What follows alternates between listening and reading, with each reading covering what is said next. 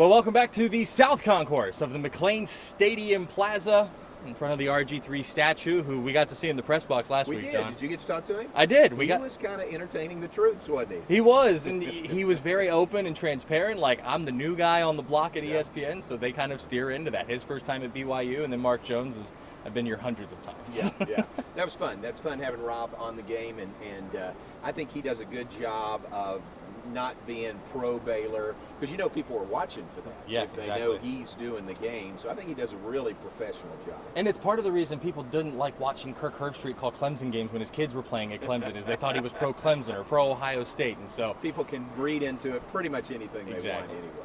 I'm pro Baylor, I admit that. I'm Kurtis Quillin alongside the voice of the Bears, John Morris, and welcome into Week 3's Big 12 breakdown here on your 6 new streaming platforms. And John, let's start with Baylor Byu. That was a late night. Did you ever go to sleep? Oh, was it ever a late night? Kurtis, I'm getting too old for this. But it was fine. It was a long day, but the weather, as you know, was just beautiful out there. Amazing. So I took a couple of really long walks around Provo, went to campus and walked around, and just kind of got acclimated to that area, because we'll be making regular trips there now when BYU's in the Big 12 Conference. But late kickoff, and then, of course, you're going to have an overtime game when you kick off that late. But I think we made it fine, and I laid my head on my pillow at 6:38 Sunday morning. Woo! So I'm feeling good now. I thought it was late when I got to bed about 4 o'clock Mountain Time on Sunday morning is what it felt like. Because, you get back to the hotel and you got to decompress a little bit. You can't just go straight to bed. Right. I'm not complaining. It was a great trip. Wish Baylor had won, and pretty good learning experience, I think, don't you? It was. I think so. And if you're going to trip up on the road, BYU is the place to do it this year, because BYU has the potential to be this year's Cincinnati as far as skill level goes. The fact that their 2 top receivers are out of the game and they can turn to Chase Roberts, who, let's be honest, on a normal week would probably be their number 3 option, and he becomes their number 1, and he goes off and has some beautiful catches for the Cougars. I think that's as good of a quality loss as you can take for whatever that term means. I agree. Yeah, and they were ready for Baylor. We talked about it last week. I mean, this is a big game for Baylor and for BYU, but a big game for them being at home. Their fans were great, really friendly. Their student turnout was unbelievable, and it was just like I said, a learning experience. Tough loss for Baylor, but I think one that Baylor can learn from and overcome. To illustrate how friendly this fan base was and how friendly some of these people at BYU are. I got some stories too. Oh yeah, I want to tell one that I talked to David Kay, who works in the sports information office at Baylor. He and I talked about it at halftime, and on the rules that we got for shooting the game, it said don't stand in front of the play clock. I've never shot in a college stadium that had NFL-style play clocks where they're down at field level, so I'm not thinking anything of it. So I go into the end zone on the north side of the stadium, and I'm shooting in there, and this college kid, paid security, walks up to me and has his hand on me and goes, Sir, can you scoot over? You're blocking the play clock. Very nicely. And extremely politely, and the ROTC manning the cannon in the northeast corner, the northeast corner of the end stadium. Hey guys, when that at 25 seconds on the game clock, hey guys, when that clock gets to 0, we're gonna shoot this thing off if they don't score before that. And you too have covered some games in some stadiums where they don't care. No. They're gonna come up, they're gonna yank you off of where you're not supposed to be. They're gonna just, hey, there's a cannon, do whatever you want, but we're going to shoot it whenever we want. And so it was so refreshing to see just such a polite university. And they were, even in storming the field after the game, they were now I wasn't down there, but I heard from some people that were there, it's almost like a respectful storming of the field, if you will. You know what I mean? Which isn't always the case, I just think they're a really good fan base. And how about this? I didn't learn this till Monday or Tuesday. Nick Florence told me that the Baylor section, that one sliver that wasn't blue and white, the Baylor section, they brought ice cream and gave ice cream to every visiting fan in that Baylor section. That's cool. Now, where else in the world is that going to happen? And what other band is going to play the visiting team's fight song before the game? So, a very unique experience in Provo last weekend. Let's talk about the game. Tay McWilliams, Monterey Baldwin. It seems like whenever those two got hurt, because I remember seeing Tay McWilliams take a monster hit in the second quarter, and he didn't play the rest of the game. I don't remember Monterey Baldwin's, but I do know that Matt Lively, who's our weekend anchor, was watching back here. He texted me, Monterey hasn't taken a snap in the second half. It seemed like the passing game kind of got a little conservative there, whether that's receivers didn't have confidence in the routes or some sort of miscommunication between Shapen and the receivers, but they really did have to turn to the run game. Yeah, very much so. And Monterey is such a deep threat. He's the guy that you're going to take a shot with, throwing deep down the field. And he was not available, and Tay was not available. I think losing those two really pretty early in the game, right? It was certainly the first half. Yeah. When both those guys went out, I think it had to change their way of thinking. And then Baylor really tried to pound it, and worked with some success, but not great success. 52 carries, I think, and not much yards per carry. But the thing that I noticed that we missed were the explosive plays. I think our longest run was 13 yards. Yeah. Our longest pass was 19 yards. We didn't have a single play. Baylor, didn't have a single play over 20 yards on Saturday. And that hurts. I mean, I think with Blake Shapen back there at quarterback, you're going into a game expecting to have more explosive plays. You really do, and you have to think that's part of the reason they made that switch at quarterback, Sure. and then Yeah. they wound up going back to essentially what was the 2021 offense, Good just point. minus Abram Smith and Treston Ebner. Now, Squirrel Williams does a nice job. Quillin Jones might have kind of put his stamp on being that number one back for the Bears moving forward, because he was as good as possible against potentially the most physical defense they're going to play all year. Yeah, and give BYU credit. I mean, their defense was really good. They were not nearly. This game wasn't nearly like the one here last year, Right. where Baylor dominated both sides of both lines. It wasn't like that at all. Jaron Hall showed why he is such a high-level NFL prospect in this game, but the Baylor defense looked good. Yeah. I mean, you go to double overtime, you only allow 26 points. I mean, how many defensive coordinators would kill to have that kind on of the road? Yeah. So the run game was contained fairly well, but BYU's run game presence isn't really there. We talked about Tyler Algier being with the Falcons now. They probably wish they had defended the pass a little bit better, but I don't think anyone saw Chase Roberts coming onto the scene like he did in that game. So moving on to Texas State now, as we always start with here on the Big 12 Breakdown. Baylor, 11 a.m. kick Saturday against the Bobcats. 3 main keys to a Baylor victory Saturday. In my mind, and what do I know? But in my mind, the first one is I think Baylor is still trying to develop their identity. Yeah. I think I know what they want to be, what they want to do, but I'm not sure they've been able to do it in the first 2 games. What is that? A run-first team, that plays solid defense. Defense was there. Running game, I think you can get more from that, and I think they hope to get more from that. But I think they're still trying to develop and show on the field their identity. Yeah, okay. I like that. My main key, I'm going to go with the windshield. I had a high school coach one time that told me after a loss is that the windshield is bigger than the rearview mirror for a reason. That's good. And, I mean, you don't know if the guy who started the season as your starting running back is going to be playing in this game. You don't know if the guy who started the season as your biggest deep threat is going to play in this game. You don't know what the offense is going to look like because of those 2 key pieces missing. At field level, it looked like Squirrel Williams, who is coming off of a couple of knee injuries, was a little timid on making some cuts on Saturday. We actually, to the point where last night, talking to the players, we talked to Craig Squirrel Williams, and that was addressed. Like, are you feeling okay? Are you feeling back to 100% on your knee? He says yes. And so I want to see Baylor just kind of completely forget about that BYU game and move and focus on Texas State and then Iowa State. That's really good, and because you always hear the old thing, you don't want one loss to beat you twice. Exactly. You don't want to dwell on that loss so much. It was interesting, wasn't it, Monday's press conference with Coach Aranda? What was it, 25 minutes or so, and we spent 24 minutes talking about the BYU game, right, and very little talking about Texas State. But that was the media asking him questions. I think they turned the page pretty quick. Look at the tape, learn from it, but then move on to Texas State. Second one for me would be, remember Dylan Doyle went out in the second half with a targeting call, and he's the least likely guy to to be called for targeting. Not that he doesn't play hard, he plays very hard, but he is just such a good, clean, fundamental player. Right. He would never do that. But it was a case where the I guess a receiver kind of jumped in the air and defenseless receiver and just unfortunate timing. helmet-to-helmet contact. Yeah. Right. But it was targeting. By the letter of the law, it was targeting. So he was ejected. Also means he cannot play the first half of this game against Texas State. And to me, that's a big loss to have him not be able to play even for a half, because he's such a leader, he's such a vocal leader, and somebody on that team or on that defense is going to have to step up and fill that void for the first half. Yeah, I'm gonna go defense on my second one too. That Doyle loss is huge. Yeah. For me, some of those quarterback hurries that the Bears got on Jaron Hall have to turn into sacks this Saturday. That's good. Because they had a lot of pressure on Jaron Hall. I think everybody can admit that, because the defense did play remarkably well. But some of those quarterback hurries have to become sacks on Saturday. Yeah. All right, so number 3 for me Yes. would be got to take some shots. Got to throw the ball long. Even we don't know about Monterey Baldwin. We don't know if he's going to be available to play this week. But there's some other guys that have pretty good speed out there at the receiver spot.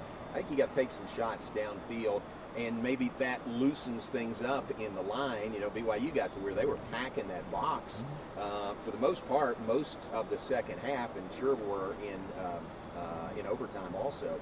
But if you take some shots, maybe that opens it up. And by shots, I just mean throwing it deep ball downfield a little bit. 20-yard pass attempts. Yeah, something like that.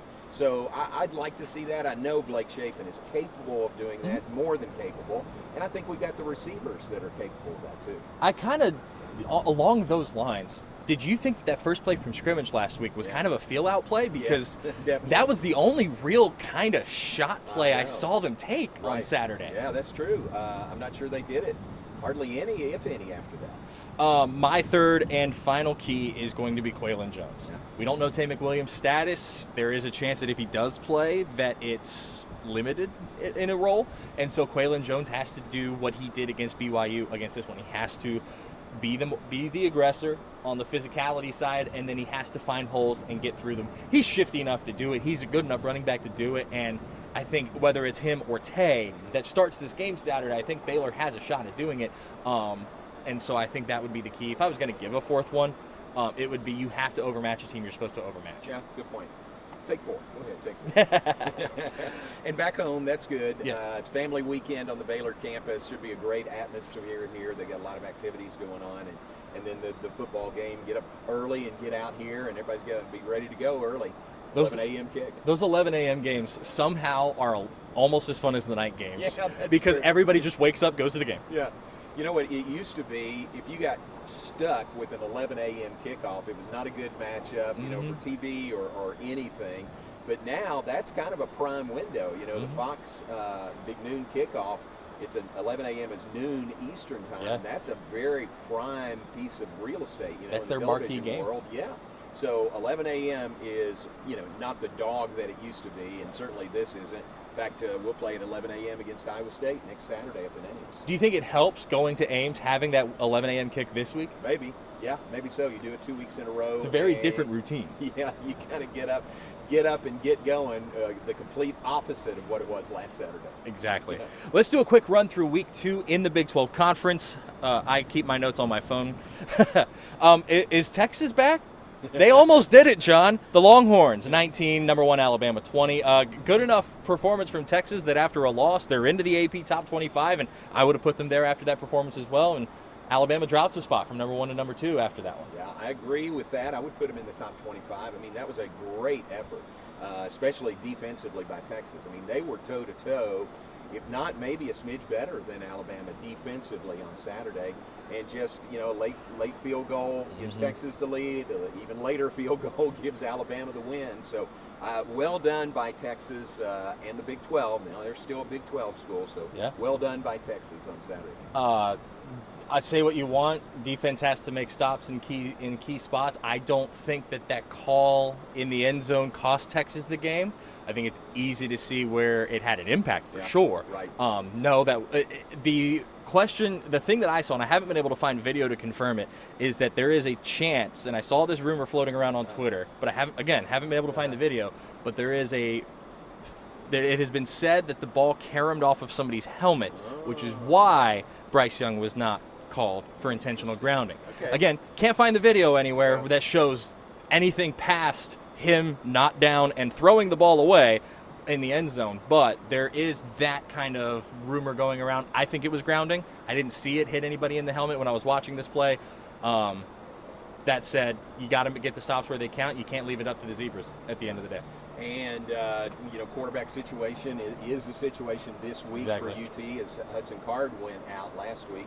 I haven't heard of his status for I haven't heard anybody's status. No, there's all kinds of mixed reports about Quinn Ewers is he out? How long is he out after his injury? Which really kind of sucks because he was playing so well before he got hurt. Right. And then Hudson Card gets hurt toward the end of the game, kind of finishes hurt, but we don't know who's going to suit up at quarterback for Texas this week. If you had a gun to my head, I couldn't tell you the third string quarterback for Texas. Neither. I'm sorry. Same. I'll do better next time. Kansas State 40, Missouri 12. Kansas State did what it was supposed to do. That's a good win. I mean, that's a really good win for our league and a really good win for Kansas State. There's a lot of recruiting ramifications playing Missouri, that Kansas City, that border market, and trying to get recruits. So that's a really good win.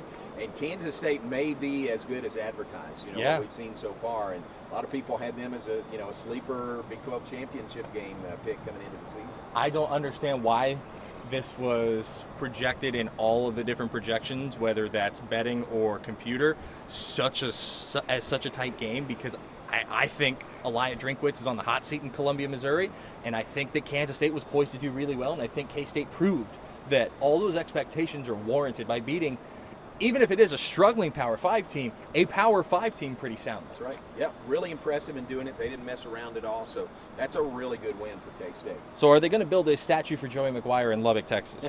Final in overtime. He's never lost as the Texas Tech head coach. He has a perfect record. 33-30 over number 25 Houston. The Red Raiders get it done in double overtime, and I didn't see that coming.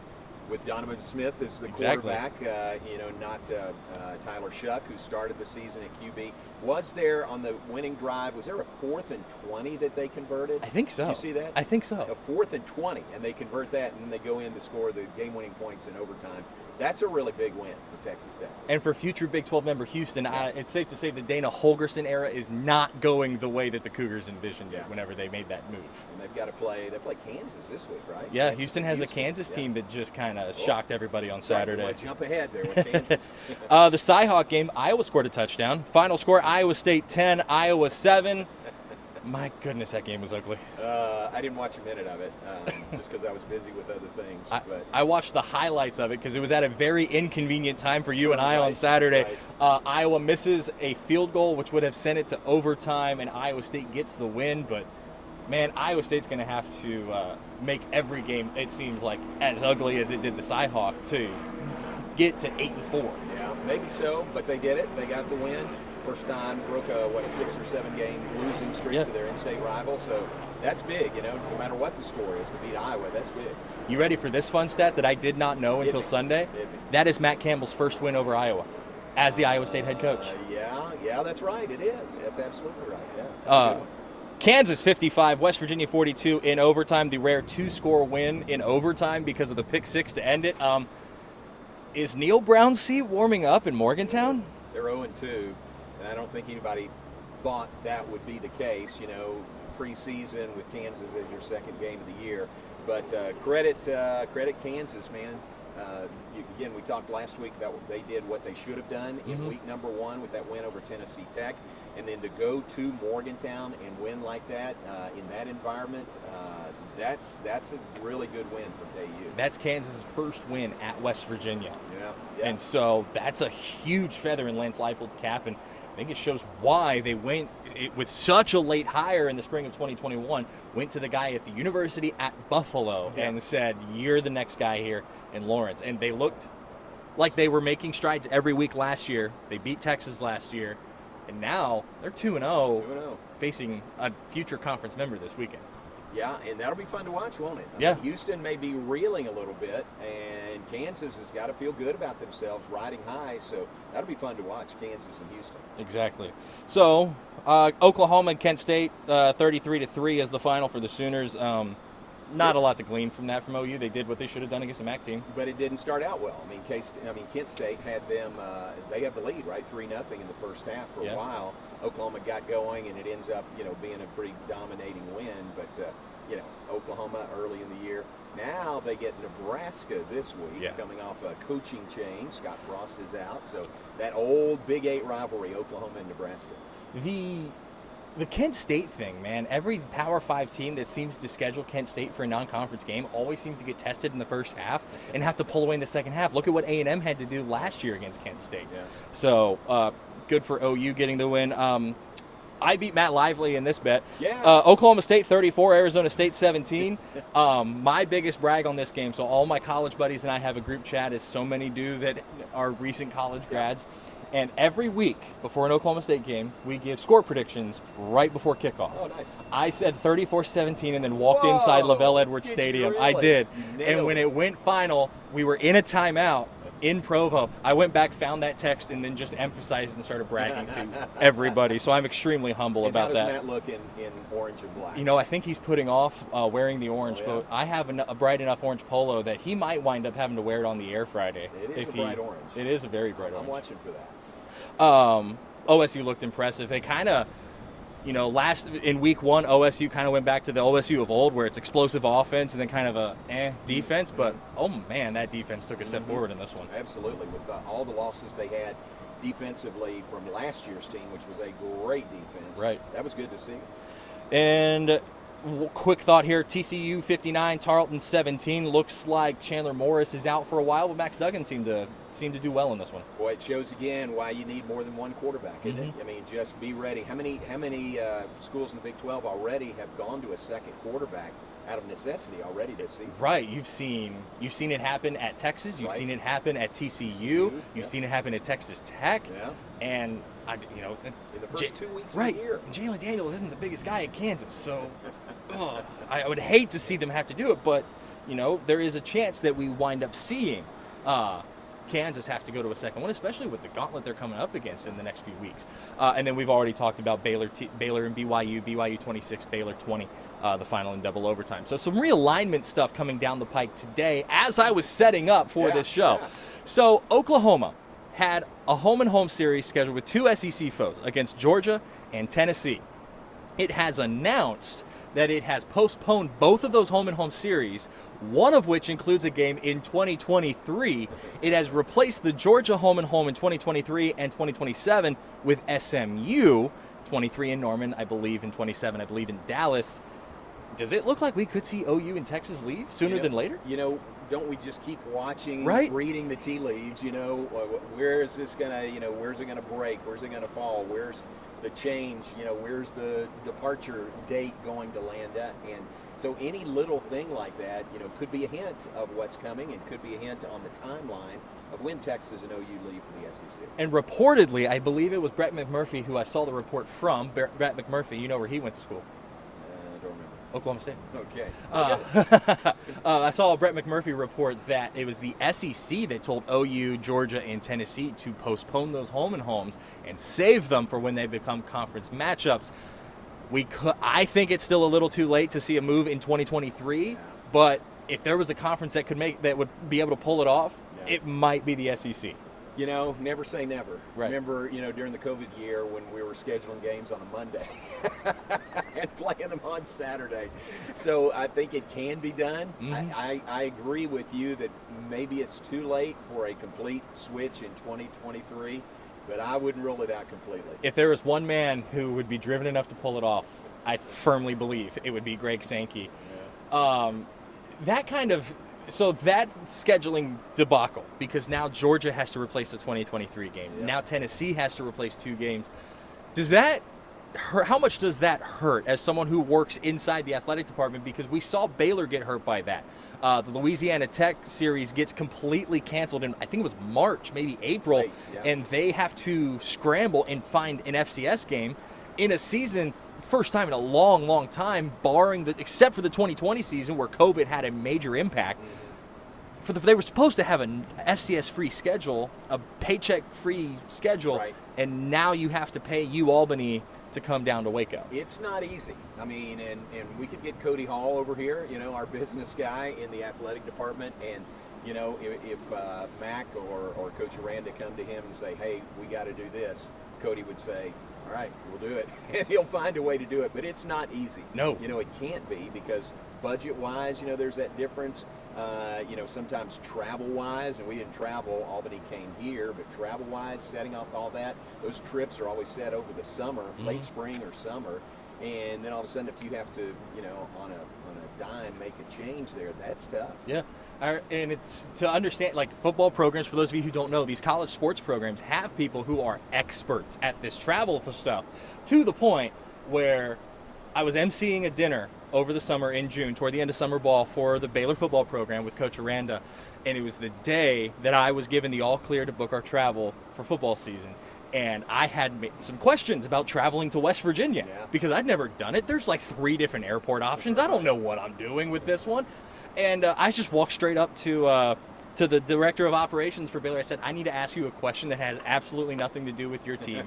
And he's like, all right, Curtis, shoot. And I told him, how do I get to West Virginia and what airport are y'all flying into? Because that tells me if it can handle a big enough plane to be able to land during less than perfect weather.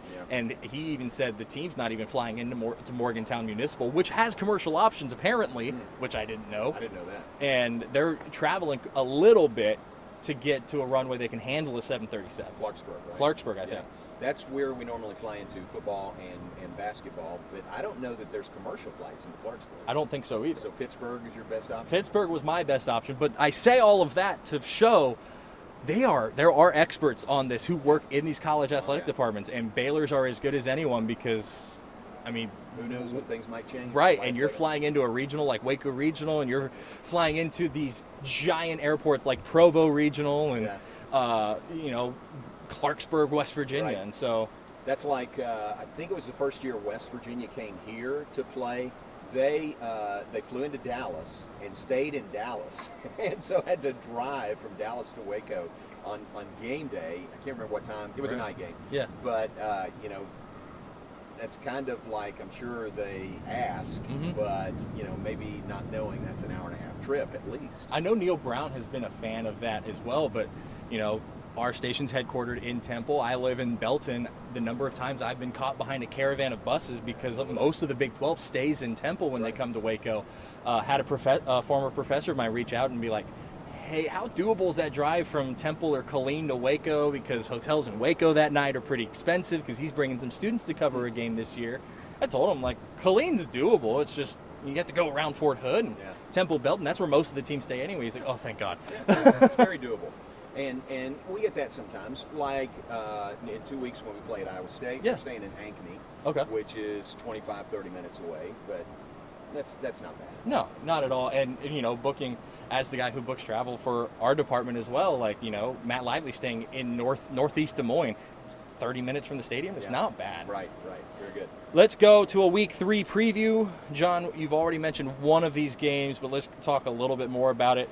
Number 6, Oklahoma at Nebraska. It's an 11 a.m. Central Time kick on Fox. So Nebraska is looking for a new head man. The Scott Frost experiment did not go as planned. Yeah, and I hate that. Greg Sharp is a good friend. He does play-by-play for Nebraska, and I just hate that they're going through that. But how about Nebraska? And you've heard the story that if they'd waited till October 1st to fire him, the payout would have been like $7 million less. Right. But they said that's how dire it is. I believe the term that they've used for this in recent years is they didn't want to allow Scott Frost to Les Miles himself and win his way out of getting fired because there was it 2015 when Les Miles was kind of his arrow was going downhill, and it's like, okay, if they miss a bowl game, we're pulling the trigger. And he made a bowl game, and he went into the 2016 season at that point. OU should be favored in this one, and it is. My question here is, what kind of rebound do we get from Nebraska, and how permanent is it? Is it a Texas Tech last year where what was thought to be a dead cat bounce kind of turns into a run at a bowl game after they fire Matt Wells early in the season? Or is it a just kind of, we're kind of pulling the plug on this season, we'll look at 2023? I think, the Huskers, the players, I think that's a rallying point. Yeah. To say, hey, we're going to play really well, we're going to represent Nebraska well, so I think you're going to get a really good effort from them. The second game on the docket, I'm inclined to agree with you on that one. 11 a.m. here in Waco on Fox Sports 1. It's the Texas State Bobcats and the 17th ranked Baylor Bears. Texas State just scored 40-plus on FIU. Baylor's not FIU at all. So for Baylor, we've already talked about our keys. I like the Bears to win, but I'm definitely watching how they do it. Yeah, definitely. And, game 3 of the season, conference a week away. You just want to be, you want to be rising. You want to be playing your best going into conference play. So I think this will be a real good test. Nice that it's at home. But Texas State, last year, it was 29-20 game down in San Marcos. A 29-20 game, and it was closer than that deep into the fourth quarter. And they had a shot there at the end. And then, because remember, before the last play, it was 27-20. They're driving. Yeah, that's right. And then you have the strangest ending to a college football game I've ever seen, besides Justin Blackman running 60 yards the wrong way to run out the clock. Towson at West Virginia. This is a FCS paycheck game at noon Central Time on ESPN+. West Virginia has to do what it's supposed to do against an FCS foe, or we could be looking at a coaching change in the Big 12 this season, I think. Yeah, they just got to do it. They just got to do that and then move forward from there because, like I said, they're reeling a little bit. Yeah. And they just need to take care of Towson and then move on. I thought at worst we'd be talking about 1-1 West Virginia at this point in the season. Yeah, I agree. Ohio at Iowa State. That's a 1 p.m. Central kick on ESPN+. Iowa State needs to, I think, prove that it can win in a non-ugly game. Yeah, true. And they are deflecting a lot of talk this week. Matt Campbell's name may be top of the list for Nebraska. A lot of people think for the Nebraska job, but he has deflected that so far, and I'm sure he'll handle that, internally with the team. But Iowa State hadn't really lit the world on fire offensively. No. I actually got a text from a friend of mine who used to cover an SEC team, and he said Matt Campbell at Nebraska seems like a great fit. Does fit even matter anymore? Because we were saying the same thing about Scott Frost. Yeah, Scott Frost, one of their own right. legends, I think it does. I know it does here at Baylor. I think, Dave Aranda is a great fit for Baylor. Scott Drew is a perfect fit for Baylor. So I think it does. I think that translates to big state schools like Nebraska. Okay. Tulane at Kansas State. I would like to see some consistency and see them do more of the same. Yep. Roll right on, and they'd get to 3-0 and just have a pretty good head of steam heading into conference. You could be talking about the few 3-0 teams in the conference being Iowa State, Kansas State, Oklahoma State, and Oklahoma. Yeah. When it's all, or Kansas even. And Kansas could be, yeah. Speaking of Kansas, okay, so K-State Tulane, 2 p.m. Central on ESPN+. Big week for ESPN+ this week. 3 p.m. Central on ESPNU. It's Kansas and Houston at Tedecco in Houston. I'm putting the Cougars here on upset watch because KU is playing remarkably well. Yeah, they really are. And again, a lot of confidence. A team that hadn't had, honestly, a lot of success here in recent years. But you start out 2-0 and you win your conference opener on the road, they got to be feeling good about themselves. And I've noticed in the Dana Holgerson era at UH, it's kind of very streaky. It's no one-offs with Houston. It seems to me like it's if they play poorly one week, they play poorly again the next week. So for the Cougars, do the opposite, make it a one-off at this point. I think Houston wins, but I think Houston wins a close one in this one. Yeah, I would probably agree with you, although I'm not counting the Jayhawks out. I'm not either. That's great. Hope they play really well. They look really, really good, which I did not see us saying about a Kansas team at this point in the season. Arkansas Pine Bluff at number 8, Oklahoma State. That's a 6 p.m. Central kick on ESPN+. That's an FCS paycheck game. Oklahoma State should overmatch the Pine Bluff Lions. Your score. Yeah, name your score. Texas Tech at number 16. I did name the score, and I'm hoping to do that again this weekend. The Texas Tech Red Raiders at number 16, NC State. That's a 6 p.m. Central Time kick on ESPN2. Look, man, if the Red Raiders beat Houston in that way, who's stopping them from going in? What do they have to lose? Right. It's a great matchup. NC State is really good.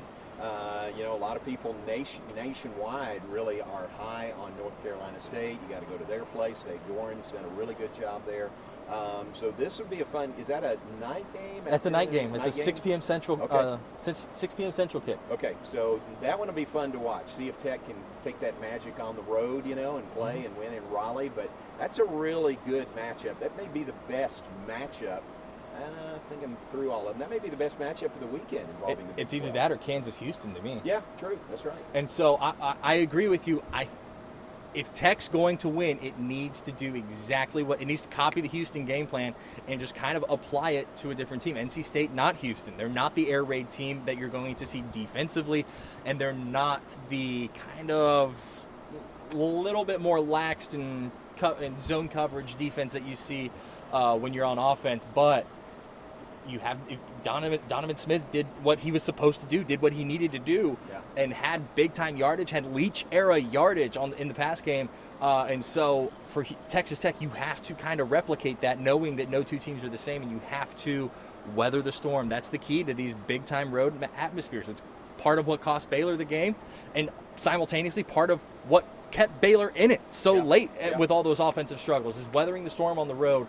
I like NC State close, but I'm sounding the alarms on this one too, and I'm putting NC State on upset alert because I do think Tech is more than good enough to win that one. I think they are more than good enough. You're right. And I always think that in a year with a coaching change, that there's always going to be a transition year. You know, there's going to be, it's just different. You got a new head coach, you got a new staff for the most part, and there's just things you've got to get in place. One of them might be notably your style of players, on the team. But Joey McGuire seemed like he's just plowed right through that with a 2-0 start so far. And it seems on social media like this Texas Tech team is so relaxed. They posted a video last week where the offensive coordinator walks into a room with the punter, watching film of himself, like, how can I punt this ball better? And he looks at him and says, the only people who come to watch you are your mom and your girlfriend. And I thought that was so funny. And they're just so relaxed and just very, I don't want to say self-aware, but they don't take themselves too seriously. How about that? That's good. It's working for them. It's working for them beautifully. The final game of the night on the Longhorn Network, if you get it, it is the meet. It's the UTSA Roadrunners and the 21st ranked Texas Longhorns, a 7 p.m. Central Time kick. And we talked about it earlier. Who in the heck is going to play quarterback for the Longhorns? Yeah, and maybe a challenge. I mean, think about all the energy, and focus Texas had on Alabama last week. Now you can move past that game. How quickly can you turn the page from that in a close loss? This could be tough. UTSA is I think, a really good team. And I think that this could be a game worth watching also. Is this, to you, a trap game for Texas, given the quarterback situation with injuries? Yes, I would say yes. I agree with you. Because UTSA is good. You're coming off the Alabama game and the quarterback situation. And UTSA has played in overtime in both of its games so far this season, just like Houston has. It drops a very close one in a free throw shootout with Houston in the Alamo Dome in the new after the third overtime or after the second overtime, the 2-point conversion shootout. Drops that one to Houston at home, goes on the road to West Point, beats Army in overtime. So UTSA proving that it's good in close games. So if it starts getting close at the end there in Austin, things could start getting hairy for Steve Sarkisian and the Longhorns. Yeah, that'll be fun to watch. 7 o'clock Saturday night from Austin. And what a way to end the third week of the Big 12 Conference season. Wait, we don't have any 9:15 kickoffs this week? I'm glad you brought that up. What was it? 2.6 million people. The most watched 9:15 Central Time kick in 6 years? Yeah. That's great. That's amazing. That's good for Baylor. That's good for BYU. That's good for the Big 12 to show that many eyeballs on a game like that. And you look at the fact that obviously that's at its highest point. So not all 2.6 million were staying on until 1:19 a.m. Central Time whenever the game finally ended. Right. But to have that many eyeballs on a game that late, could we see a world starting next year where the Big 12 is embracing 11 a.m. and 9:15? Yeah, could be. I think this was kind of a test balloon for that, to see if the Big 12 could carry that time slot. And, Baylor obviously was willing to play it at that time. BYU, it's right in their wheelhouse. It's an hour earlier Mountain Time. So I think that it is very positive for the Big 12 moving forward. And late night in Provo was an awesome atmosphere, and you saw on TV how loud it was when they beat Arizona State in that time slot last year at home. We saw in person how rowdy it was then. So BYU definitely embraces it. And if we do see a world where the reports that the Big 12 is trying to get some of those four corner schools into the league with the Pac-12 in such disarray at the moment, for lack of a better way to describe it at the moment, man, that 9:15 slot could become a key, especially for the teams out further west, like the Texas schools, the Oklahoma schools, and if the Four Corner schools come in. Then I think you're right. Maybe a sign of things to come. It could be. Yep. He's John Morris, the voice of the Bears. 11 a.m. kick Saturday. You'll be here. Bright and early. I'll be here, bright and early, not as early as you. Yeah. 9 a.m. on KCN TV for our tailgate. For the tailgate show, and then we'll have you covered at 6 and 10, myself and Matt Lively, and then at 6 p.m. it is the UMHB field dedication for retired coach Pete Fredenberg during the festivities for their game day in the conference opener against Southwestern. Thanks for joining us on the Big 12 Breakdown. We'll see you right back here, same time, same place, next week.